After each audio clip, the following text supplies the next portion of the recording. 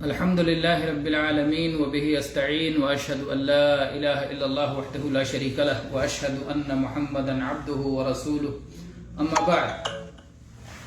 میرے بھائیوں، عید الفطر کا چاند حج کا چاند بھی کہلاتا ہے، کیونکہ اس طرح سے حج کے مہینے شروع ہو جاتے ہیں۔ اس لیے ہم نے عزم کیا ہے کہ انشاءاللہ دھیرے دھیرے حج کے مسائل پر گفتگو کریں گے۔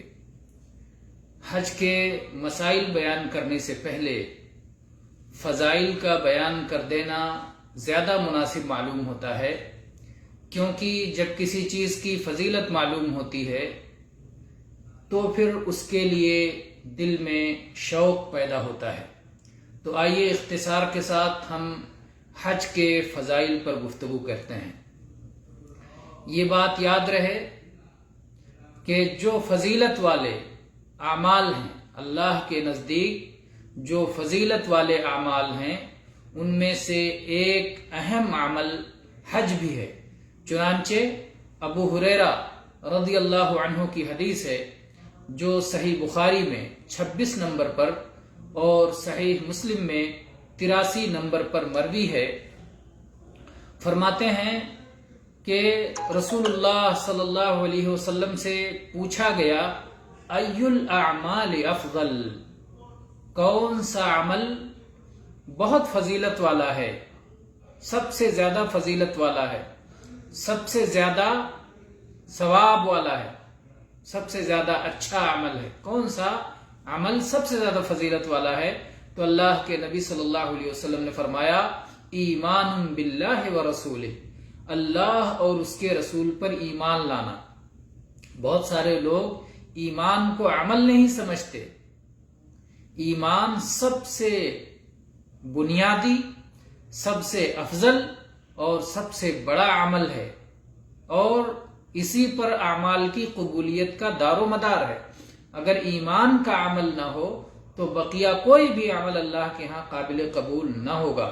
تو اللہ کے نبی صلی اللہ علیہ وسلم سے جب یہ سوال پوچھا گیا کہ کون سا عمل سب سے زیادہ فضیلت والا ہے، تو آپ نے فرمایا، ایمان باللہ ورسولہ، اللہ اور اس کے رسول پر ایمان لانا یہ سب سے زیادہ فضیلت والا عمل ہے۔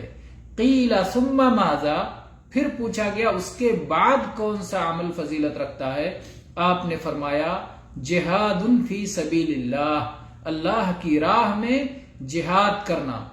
پھر پوچھا گیا ثم ماذا، اے اللہ کے نبی صلی اللہ علیہ وسلم اس کے بعد کون سا عمل سب سے زیادہ افضل ہے؟ تو آپ نے فرمایا، حج مبرور، حج مقبول، وہ حج جو اللہ کے ہاں قبول ہو جانے والا ہو، جسے اللہ تعالیٰ قبول فرما لے۔ حج مبرور کب ہوگا؟ انشاءاللہ ہم آئندہ دروس میں اس کا بیان کریں گے۔ ظاہر ہے کہ وہ حج جو رسول اللہ صلی اللہ علیہ وسلم کی ہدایت کے مطابق گناہوں سے بچ کر کے، جن چیزوں سے روکا گیا ہے ان چیزوں سے بچ کر کے اگر کوئی بندہ حج کرتا ہے اخلاص کے ساتھ، تو وہ حج اللہ کے یہاں حج مبرور ہوگا، حج مقبول ہوگا۔ تو یہ رہی حج کی پہلی بڑی فضیلت کہ اللہ کے نبی صلی اللہ علیہ وسلم نے اسے افضل اعمال میں سے قرار دیا ہے۔ اسی طرح سے حج کی ایک اہم فضیلت یہ ہے کہ یہ گناہوں کی بخشش کا ذریعہ ہے، گویا گناہوں کا کفارہ ہے، اس کی وجہ سے گناہ معاف کر دیے جاتے ہیں۔ مغفرت کا جب لفظ آتا ہے تو مغفرت میں اللہ تعالیٰ کی جانب سے معافی بھی ہے اور گناہوں کی پردہ پوشی بھی اس میں داخل ہے۔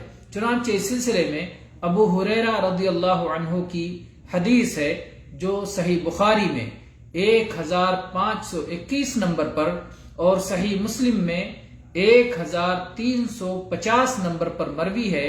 کہتے ہیں کہ میں نے رسول اکرم صلی اللہ علیہ وسلم کو فرماتے ہوئے سنا، آپ نے کہا، من حج للہ فلم یرفث ولم یفسق رجع کیوم ولدتہ امہ، جس شخص نے اللہ کی خاطر حج کیا، اللہ کے گھر کعبہ کا اللہ کی خاطر حج کیا، اخلاص کے ساتھ حج کیا اور وہاں کوئی بیہودہ اور فحش کام نہیں کیا، کوئی فسق و فجور اور گناہ کا کام نہیں کیا، اطاعت کے خلاف نافرمانی والا کوئی کام نہیں کیا، تو وہ حج سے ایسے ہی واپس ہوتا ہے جیسے کہ ابھی اپنی ماں کے پیٹ سے معصوم اور بے گناہ پیدا ہوا ہو۔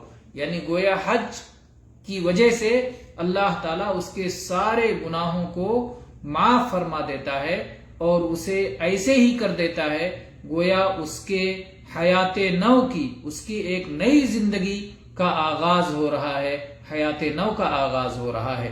تو یہ حج کے اہم فضائل میں سے ہے کہ اس سے گناہوں کی معافی ہو جاتی ہے۔ تو دو فضیلتیں ہو گئی۔ پہلی فضیلت یہ کہ یہ افضل ترین اعمال میں سے ہے، دوسری فضیلت یہ کہ یہ گناہوں کی بخشش اور گناہوں کی مغفرت کا باعث ہے۔ تیسری فضیلت کے ذکر کرنے پر آج کے درس میں اکتفا کرتے ہیں، بقیہ فضائل انشاءاللہ ہم اگلے دروس میں ذکر کریں گے۔ تیسری فضیلت یہ ہے کہ حج مبرور، حج مقبول ایسا عمل ہے جس کا بدلہ جنت سے کچھ کم نہیں ہے۔ حج مقبول کے بارے میں ہم نے پہلے بتایا کہ وہ حج جو خالص اللہ کی خاطر اور رسول اللہ صلی اللہ علیہ وسلم کی سنت کے مطابق گناہوں سے بچتے ہوئے کیا گیا ہو، تو اس کا بدلہ جنت سے کم کوئی چیز نہیں ہے۔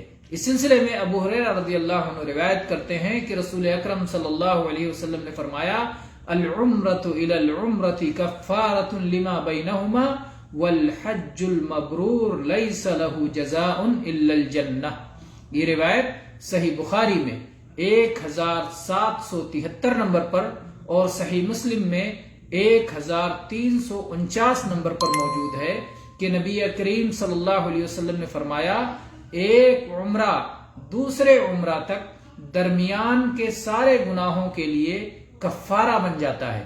یعنی انسان جب ایک عمرہ کرتا ہے اور اس کے بعد اگلا عمرہ کرتا ہے، اس درمیان میں اس سے جتنے گناہ سرزد ہوتے ہیں سب اللہ کے فضل سے معاف کر دیے جاتے ہیں، تو عمرہ یہ گناہوں کا کفارہ بن جاتا ہے۔ اسی طرح سے اللہ کے نبی صلی اللہ علیہ وسلم فرمایا، والحج المبرور لیس له جزاء الا الجنہ، اور حج مقبول کا بدلہ تو جنت کے سوا کچھ اور نہیں ہے۔